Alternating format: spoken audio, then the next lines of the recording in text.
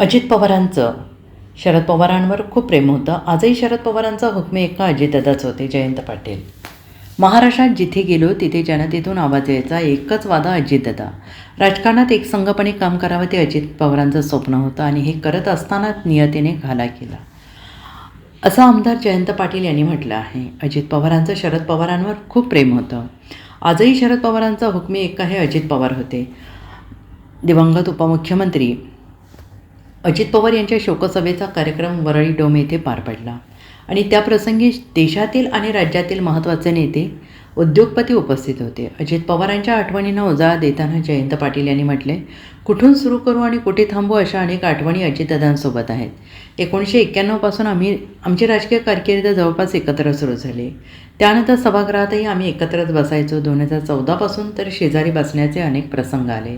खुल्या मनाचा, दिलदार मनाचा आणि विरोध करायचा असला तर ठामपणे विरोध करणारा नेता म्हणून अजित पवारांकडे पाहिलं जातं. राजकारणात गोड बोलावं लागतं असं अजितदादांना आम्ही सांगायचो. त्यावेळेस ते बोलायचं, गोड तुम्ही बोलात, ते माझ्या स्वभावात नाही. एवढं रोखठोकपणे अजितदादा बोलायचे, असं जयंत पाटील यांनी म्हटलं आहे. जयंत पाटील म्हणाले की राजकारणात जर एकसंघपणे काम करायचं, पुन्हा एकत्र येऊन हळूहळू संघटना मजबूत करायचं धोरण अजित पवारांनी स्वीकारलं होतं.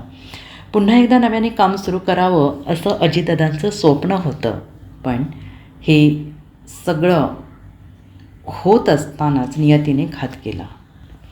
माझ्याकडे तर प्रचंड आठवणी आहेत. खुल्या मनाचा, दिलदार मनाचा आणि विरोध करायचा असेल तर ठामपणाने करणारा नेता म्हणून आम्ही अजितदादांना अनुभवलं. राजकारणामध्ये गोड बोलावं लागतं, सर्वांना सांभाळून घ्यावं लागतं,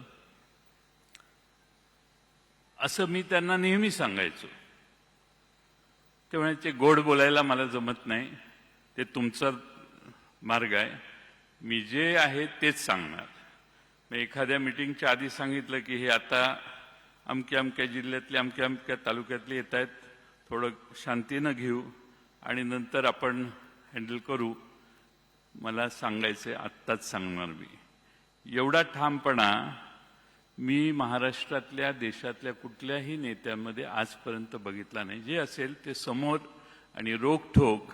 आणि म्हणून अजितदादांना, दादांच्या बद्दल एक घोषणा असायची, मी मगाशी सांगितलं, एकच वादा अजितदादा. आणि ते खरंच होतं की महाराष्ट्रातल्या सगळीकडे आम्ही जिथं जिथं त्यांच्यावर गेलो, जनतेला ही खात्री असायची आणि म्हणून जनताच घोषणा द्यायची, एकच वादा अजितदादा.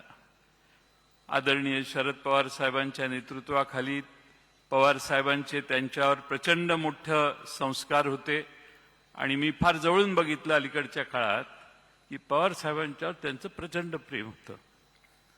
आज खरं म्हणजे पवार साहेबांचा, मी तर म्हणेन आजही पवार साहेबांचा हुकमी एक्का अजित पवारच होते. एवढा अजित पवारांच्यावर शरद पवारांचा त्यांच्या कर्तबगारीवर फार मोठा विश्वास होता. आज खरं म्हणजे आपण सगळे दादांना एकत्रित निरोप देण्यासाठी इथं आलोय किंवा श्रद्धांजली वाहण्यासाठी येतोय. मी नेहमी त्यांना म्हणायचो, आबा गेल्यानंतर, दादा मी लहान आहे, आबा जाण्याच्या आधी, आबा मोठे आहेत, तुम्ही मध्ये आहात, माझा नंबर फार मागचा आहे, मला बराच टाईम आहे कुठल्याही करिअरसाठीच्या. पण असं कधीही मनात आलं नाही की आबा जातील आणि त्यानंतर दादा देखील अचानकपणानं असे जातील. आणि म्हणून दादांना भावपूर्ण श्रद्धांजली मी अर्पण करतो. Bureau report, SBN Marathi, Mumbai.